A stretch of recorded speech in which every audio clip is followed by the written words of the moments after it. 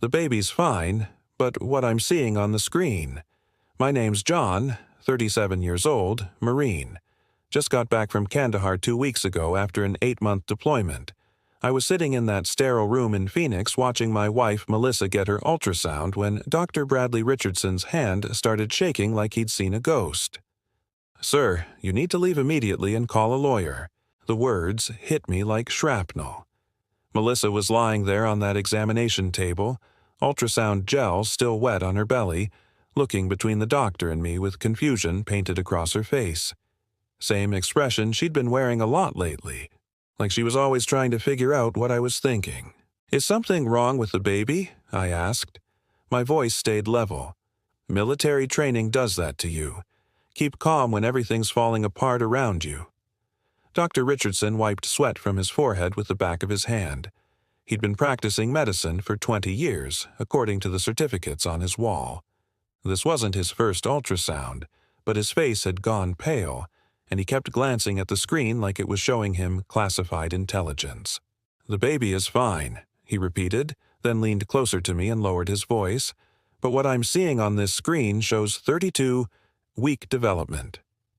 The room went silent except for the hum of medical equipment. Melissa was still smiling, still acting like everything was normal. She'd been doing that a lot since I got home. Acting. 32 weeks, I repeated. "Yes, sir," I did the math in my head. 32 weeks ago, I was loading gear onto a transport plane bound for Afghanistan. 32 weeks ago, I was saying goodbye to my wife at Sky Harbor Airport. 32 weeks ago, I was sleeping in a barracks tent on the other side of the world. Dr. Richardson looked at me like he was waiting for something, a reaction, an explosion. Maybe he expected me to start yelling or throwing things, but I just sat there processing the information like intel from a mission brief. "Joe." Melissa's voice sounded small. "What's wrong? Why does everyone look so serious?" I looked at my wife, really looked at her, the way she'd been checking her phone constantly since I got back, the way she'd been talking about the pregnancy like it was some kind of surprise gift, the way she'd insisted on scheduling this appointment for when I could come with her. She'd wanted me here for this moment. The realization settled in my chest like a cold weight. I met Melissa 6 years ago at a barbecue in Tempe. She was working as a dental hygienist, had this laugh that could fill up a room. I was stationed at Luke Air Force Base then before my transfer to Camp Pendleton. She said she'd always wanted to marry a military man, said she respected the sacrifice, the service. We got married 3 years later, small ceremony at her parents' church. Nothing fancy. I deployed twice during our marriage, both short tours. She handled it well, or so I thought. Sent care packages, wrote letters, kept the house running, the kind of wife other Marines envied. When this deployment to Kandahar came up 8 months ago, she cried at the airport. Real tears, not the fake ones I'd learned to recognize from other women over the years. She hugged me tight and promised to be waiting when I got back. "I'll keep myself busy," she said. "Maybe take some classes, fix up the garden." I remember thinking how lucky I was. The first month overseas, we talked every few days over video calls. She looked tired, stressed about being alone. Normal stuff. The second month, the calls got shorter. She was taking evening classes at the community college. She said pottery of all things. Said it relaxed her. By month 3, I was mostly getting text messages. Short ones. "Busy day at work. Miss you. Everything's fine here." I figured she was adjusting. Military wives learn to build their own lives. It's survival. When I came home 2 weeks ago, she seemed different, nervous. She'd gained weight, which she blamed on stress eating. Started wearing looser clothes. Said she hadn't been feeling well. Thought maybe she had a stomach bug. Then, last week, she told me she was pregnant. "I found out a few days after you left," she said, crying happy tears. "I wanted to surprise you when you got home. I'm about 10 weeks along." 10 weeks. I'd been home for a week and a half. At that point, she'd already scheduled the ultrasound appointment. Said she wanted me there for our first look at the baby. Our baby. I'd felt proud, excited, like maybe this deployment had been worth something after all. coming home to this news. Now, I was sitting in this doctor's office watching my wife lie on an examination table, learning that the math didn't work. The timeline was all wrong. Everything was wrong. Dr. Richardson was still standing there waiting for me to react. Melissa was still asking what was going on, her voice getting higher with each question. I could feel something breaking apart inside my chest, but my face stayed calm. Training always comes back to training. 32 weeks, I said again, more to myself than anyone else. Dr. Richardson nodded. His hands had stopped shaking, but he kept glancing toward the door like he wanted to escape. Sir, I have to ask, were you present for conception? Melissa's face went white, not confused. White, caught white. Joe, I don't understand what's happening, she said. But her voice had changed. Less confusion, more panic. What does 32 weeks mean? I stood up from the chair slowly, military bearing, back straight, shoulders square. It means I was in Afghanistan when this baby was conceived. The silence in that room was complete. Even the medical equipment seemed to quiet down. That's not possible, Melissa whispered, but she wasn't looking at me anymore. She was staring at the ceiling tiles and her hands were shaking now. I told you I'm 10 weeks pregnant. The baby? I got pregnant right before you left. Dr. Richardson cleared his throat.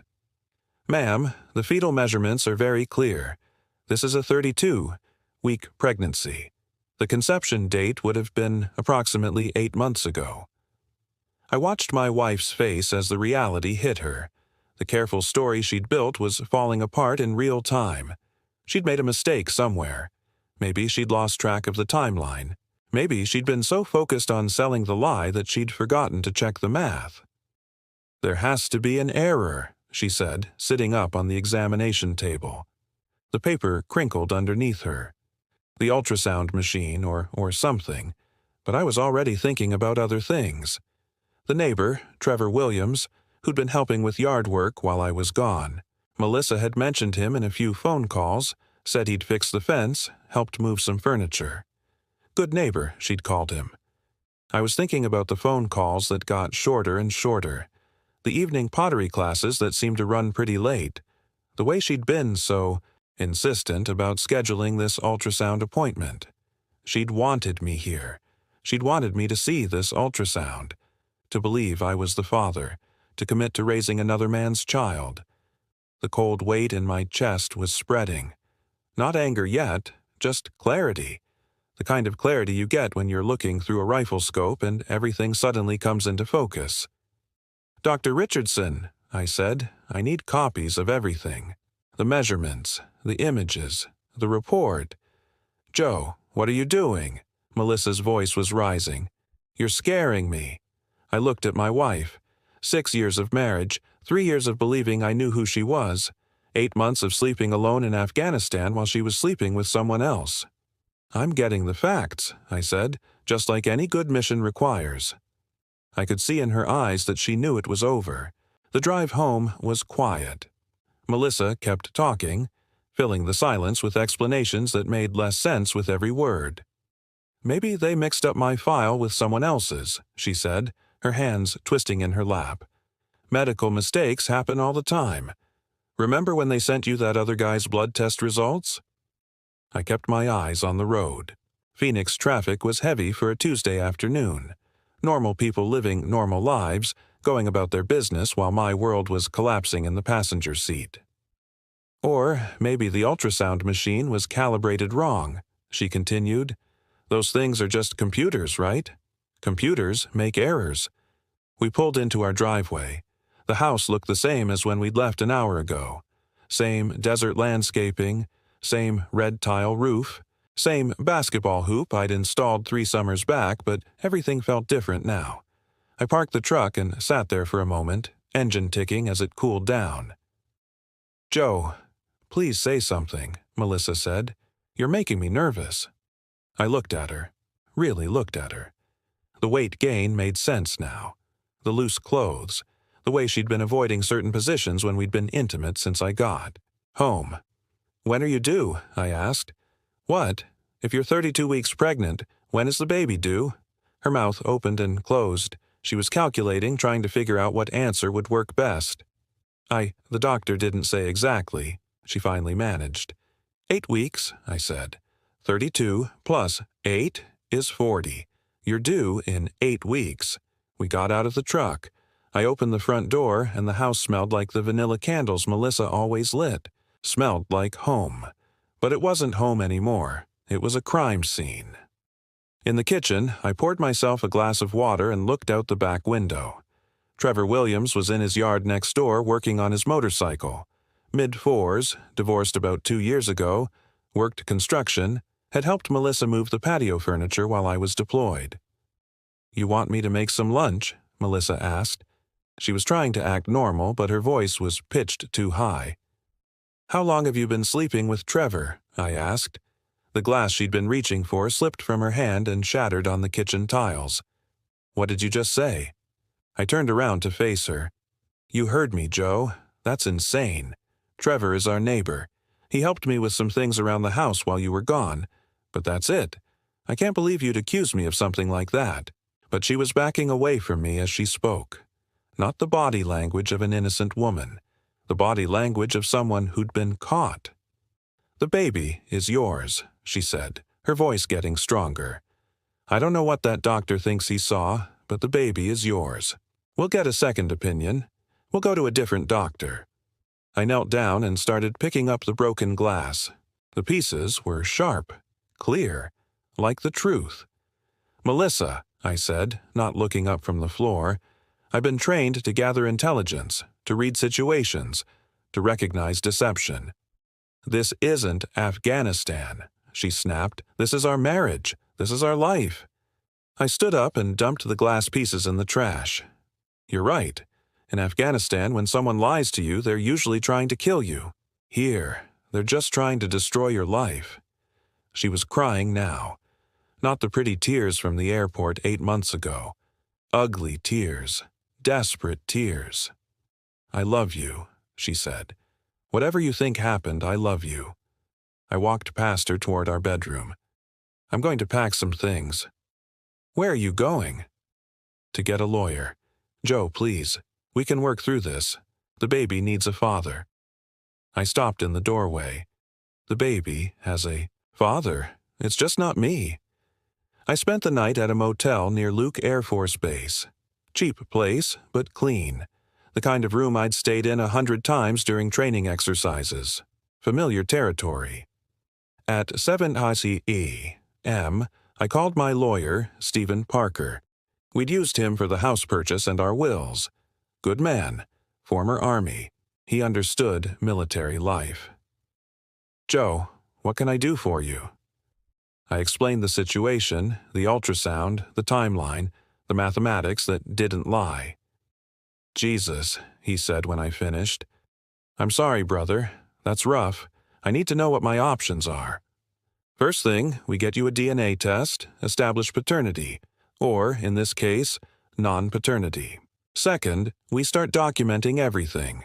The ultrasound report, any communications you have with your wife about the pregnancy. Third, we prepare for divorce proceedings. What about the house? Arizona is a community property state, but infidelity can affect asset division, especially if she was using marital resources to conduct the affair.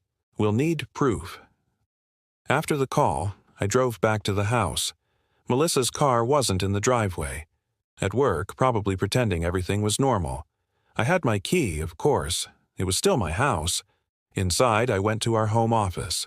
Melissa kept papers in the desk drawer, bills, bank statements, that sort of thing.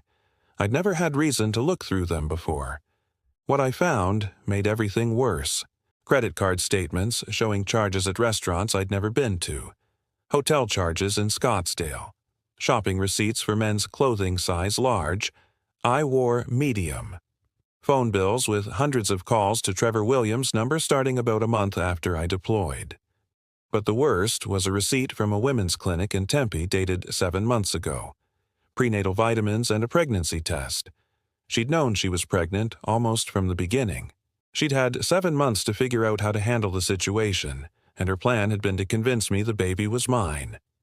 I photographed everything with my phone. Evidence. Intelligence. I was putting the papers back when I heard a car in the driveway. Melissa was home early. I was in the kitchen when she came through the front door. She looked surprised to see me. "I thought you were staying somewhere else," she said. "I came back for some things." She set her purse on the counter and looked at me carefully. "Have you been going through my stuff?" Should I have been? Her face told me everything I needed to know. "Joe, whatever you think you found, there's an explanation." I pulled out my phone and showed her one of the photos. The restaurant receipt from 5 months ago, dinner for 2, paid for with our joint credit card. Explain this. She looked at the screen and her face went pale again. "I took my sister out for her birthday. Your sister lives in Tucson. She was visiting." I swiped to the next photo. The hotel receipt from Scottsdale. Explain this one. Silence. I swiped again. The men's clothing receipt. And this.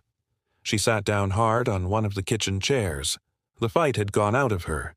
"How long?" I asked. "Joe, how long have you been sleeping with Trevor?" She put her face in her hands. "It's not what you think." "How long?" "Since about a month after you left." Her voice was barely a whisper, but it wasn't planned. "It just happened. 7 months. Almost my entire deployment." "The baby?" "I don't know. It could be yours." "The timing." "Melissa." I kept my voice level. "You know it's not mine." She looked up at me, mascara running down her cheeks.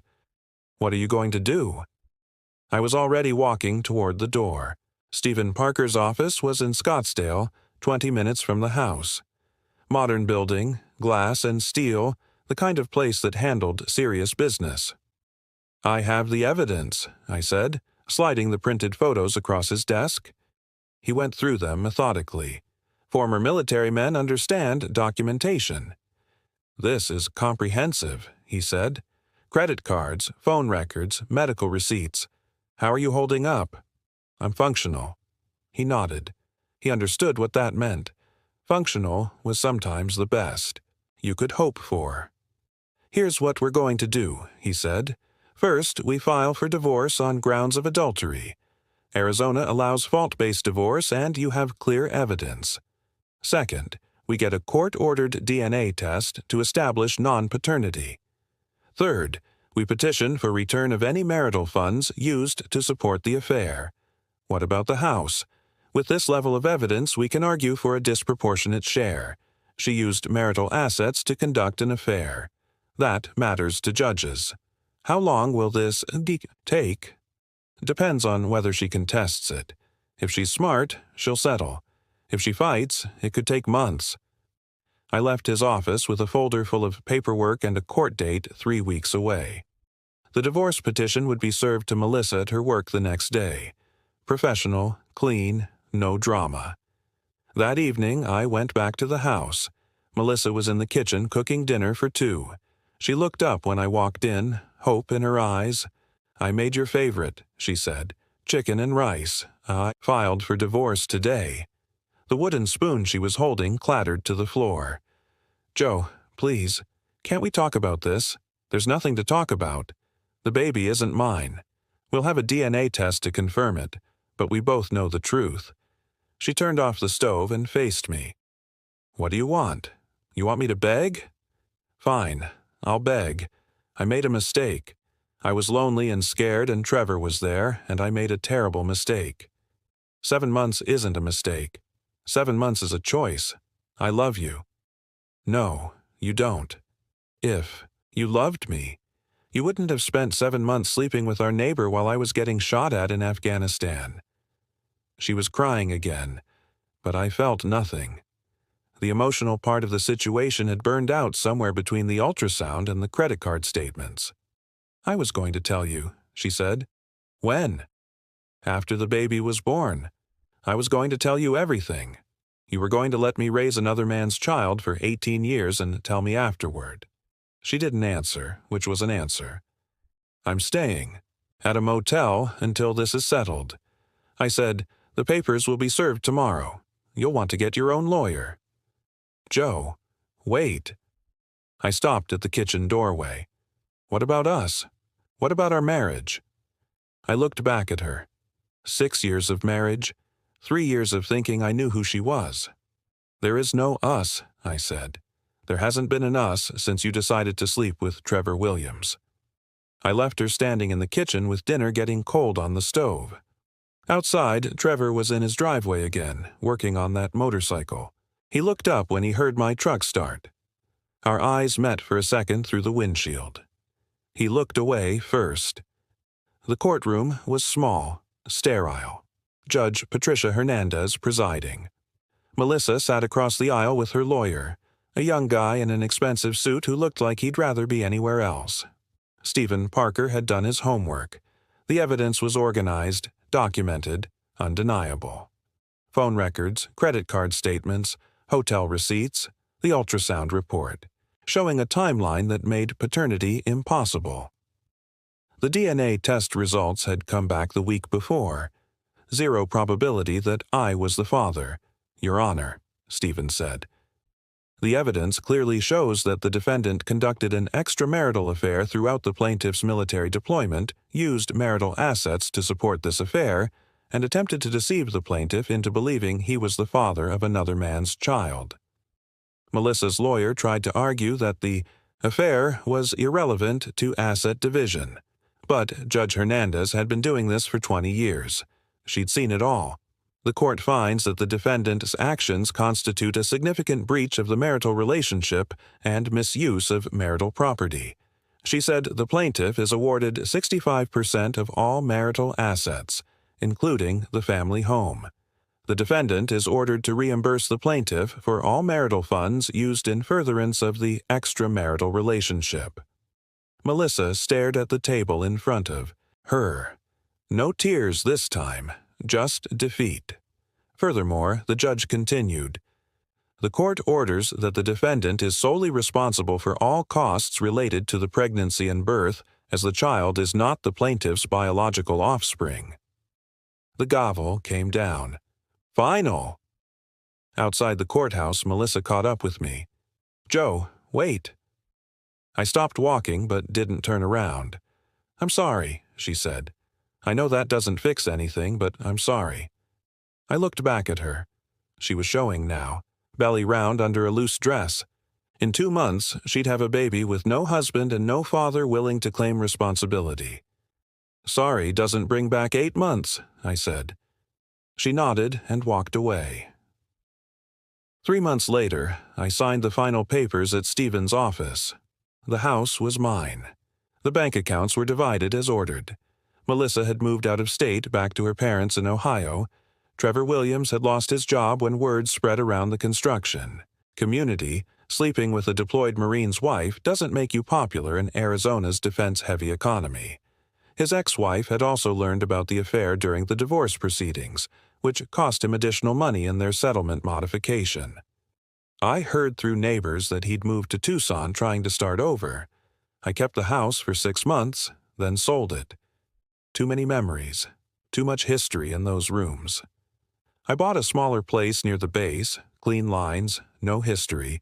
I had my truck, my savings account, and a lesson learned about trusting people completely. The deployment to Kandahar had taught me about survival in a hostile environment. Coming home had taught me about survival in a different kind of hostile environment. My commanding officer had offered me another overseas assignment. I turned it down. I wanted to stay stateside for a while, figure out what came next.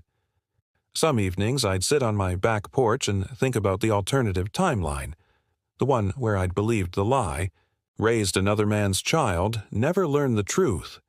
That version of Joe Smith would have been living a completely different life built on deception. I preferred the truth even when it was ugly. The military had taught me that clear intelligence leads to better decisions in war and in life. Melissa's deception had failed because she'd underestimated the power of simple mathematics and a Marine's commitment to facts over fiction. Sometimes the strongest response